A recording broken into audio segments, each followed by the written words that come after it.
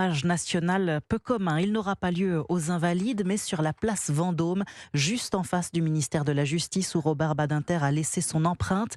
Abolitionniste de la peine de mort, père de la légalisation de l'homosexualité, l'ancien garde des Sceaux, décédé la semaine dernière à 95 ans, sera salué à partir de midi par le président de la République. Minute de silence, sonnerie aux morts, marseillaise. Et si tous les représentants de la nation seront présents, la famille de Robert Badinter a demandé à exclure l'extrême droite et l'extrême gauche, Arthur Delaborde. Leur présence n'est pas désirée, mais RN et Insoumis optent pour des réponses totalement opposées. Son parti n'ira pas à l'hommage national, annonce Marine Le Pen. C'est le choix de la famille. Mais je ne vais pas polémiquer. Vous voyez, je respecte un certain nombre de valeurs. Pas de commentaires chez les Insoumis qui, eux, ont fait le choix d'être malgré tout représentés par deux députés, Éric Coquerel et Caroline Fiat.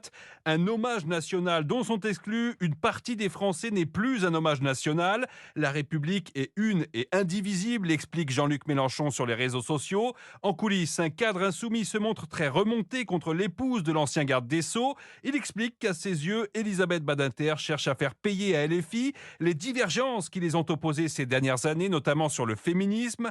La semaine dernière déjà, des mélenchonistes s'étaient rendus à la cérémonie pour les victimes françaises du Hamas, malgré l'opposition de plusieurs familles. Derrière ce choix pour les insoumis, il y a aussi très certainement une motivation politique inavouée, ne pas être placé sur le même plan que le Rassemblement national. Arthur Delaborde du service politique d'Europe 1.